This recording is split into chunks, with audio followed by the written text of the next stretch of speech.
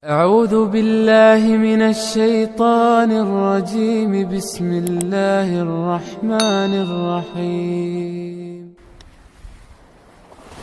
Kata para ulama tafsir, syukur yang paling sempurna itu adalah menjadikan diri kita itu kaulane pangeran, ngibadah teng pangeran, menjadikan diri kita budaknya Allah SWT. Itulah syukur yang paling sempurna. Jadi tidak cukup cuman kalau kita dapat rezeki terus cuman alhamdulillah, mboten cekap. Karena yang dituntut oleh Allah dengan diberikannya rezeki itu falyabudu, ibadahlah, ngaulolah, jadikanlah dirimu budak kepada Allah SWT. Ini yang menarik. Saya ingin bicara tentang rezeki dulu. Rezeki ini difahami secara berbeda oleh setiap agama. Di agama Protestan diyakini, di agama Nasrani, dunia ini, di agama Katolik ya, dunia ini dianggap seperti penjara yang bukan tempatnya orang-orang soleh. Karena itu dia dihukum di dunia ini karena dulu punya dosa asal. Makanya dunia ini menjadi tempat yang jelek. Dunia ini menjadi tempat penjara bagi orang beriman dan segala macamnya. Karena itu orang-orang Protestan protes terhadap kenapa? Terhadap teologinya mereka yang melihat dunia ini semuanya serba negatif. Oke. Orang-orang Protestan sebaliknya, dunia ini baik. Tanda bahwa Allah menyayangi kalau dunianya makin baik. Tanda orang itu disayang oleh Tuhan, kata orang Protestan, maka dunyamu makin akeh, duitnya makin akeh, bisnisnya tambah lancar. Semakin disayang oleh Tuhan, semakin lancar rezekinya. Itu akidah wong Protestan. Saya tanya, gimana akidah wong Islam? Sebagian ada yang tidak secara sadar nganggap seperti itu juga agama Islam ya toh. Sampai lek dagang seret, kono kurang salate. Ya toh? Awakmu iku sholawat sing akeh. Dagang sing wiritan ngono lho dan segala macam. Seakan-akan kita ngubungin ibadah dengan rezeki. Kalau rezekinya macet, ibadahnya kurang. Gitu? Dan tanpa sadar sebagian orang Islam kayak gitu. Terus kita bingung kalau ngelihat orang soleh rezekinya sedikit. Gitu? Kok iso Ustaz ya? Padahal wong iku alim, soleh, sholat tahajud terus, tapi kok miskin ya? Dan kita bingung, kenapa Cina kaya? Kenapa Yahudi kaya? Apa yang salah dengan Islam? Wah, ada apa dengan umat Islam ini? Kenapa kita kemudian kok jadi negara miskin dan segala macam? Lihat, apakah memang konsep rizki dalam Islam itu persis seperti orang Protestan? Boten. Saya lihat dulu. Saya ingin melihatkan dulu bagaimana dunia menurut Islam. Oke. Saya tanya dulu, kalau ada orang soleh, orang baik, Allah tidak kasih dia dengan nikmat rizki di dunia, apakah berarti Allah salah?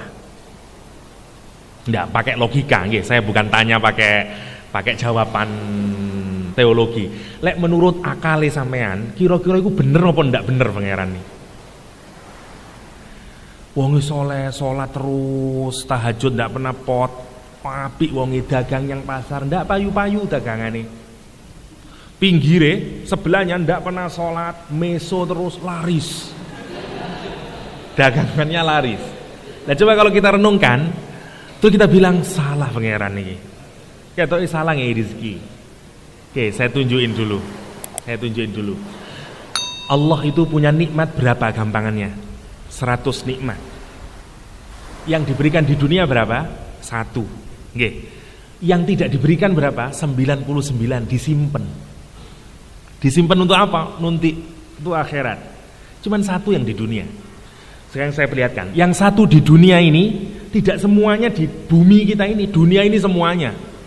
Yo Pluto, yo Uranus, yo macam-macam itu. Ya Antartika, ya ada segala macamnya. Oke, saya tanya sekarang. Berapa sih nilainya dunia ini di mata Allah? Allah dalam hadis disebutkan, sahih hadisnya, kalau seandainya dunia ini seharga sayapnya nyamuk, aku haramkan orang kafir untuk dapat dunia. Jenengan renungaken sekarang. Kalau dunia ini regane mung buwe pangeran, podo ambek sayape nyamuk senilainya, maksudnya ada harganya, wong kafir diharamkan. Oke, saya mudahkan untuk memahaminya. Sampeyan duwe jajan macam-macam, lemper macam-macam, fresh from the oven. Terus ada lemper sing mambu. Ndek kene iki, lemper sing mambu. Terus ada orang yang biasa-biasa saja, nakal orangnya, sampeyan kasih lemper mambu itu. Ya iki pangan. Duduk seneng, alhamdulillah senang. Pada lemper mambu. Anda yang soleh minta lemper mambu itu lagi. Kok ae kon gampang. Tapi kan ya Allah, lemper ya Allah. Ya. Dia bilang engko ae, gampangannya ya. Engko ae. Tidak dikasih oleh Allah. Kenapa? Karena Allah menyediakan ratusan di sini. Tapi nanti saya tunggu dilut dan segala macamnya. Dunia ini di mata Allah mboten wonten regane. Kalau misalnya bayangin, kalau misalnya Allah punya sekian banyak kenikmatan, ada orang yang soleh, terus kesolehannya mung diregani lemper mambu, pikiran bener atau tidak bener? Ya mboten bener. Mboten bener karena itu jangan mengukur taatnya seseorang, ibadahnya seseorang hanya dengan dunia. Terlalu remeh dunia nih. Lek mboten percaya, 2 rakaat sebelum subuh apa pahalanya? Dunia dan seisinya pun gak ada sedoyo jenengan. Cuman 2 rakaat sudah sama nilainya dengan bahkan lebih baik. Khairum minad dunya wa ma fiha. Ada temani sampean beli apple yang terbaru misalnya. Sampean tanamin dalam hati, engko bengi aku tak salat 2 rakaat. Aku wis duwe akeh. Ya. Harus kayak begitu. Dan itu benar. Itu kan persoalan kita yakin atau enggak. Anda yakin enggak dengan Allah dan Anda yakin enggak dengan Rasulullah SAW. Dunia ini bagi orang-orang mukmin mboten wonten regane. Mboten wonten regane. Hanya orang-orang yang tidak tahu Allah, tidak tahu surga, tidak tahu itu dia memperebutkannya. Bagi orang yang tahu, nopo regane donya ini. Dunia penting tapi dia tidak ada harganya di mata Allah SWT. Kan itu Allah tidak ingin menghargai ketaatan seseorang hanya dengan dunia ini. Terlalu remeh. Terlalu remeh. Karena itu pun disalahkan Allah kalau misalnya ada orang soleh, tidak itu. Kan itu bagian dari cara Allah saja. Ada orang yang menjadi baik dengan dikasih dunia, ada orang yang tidak, macam-macam.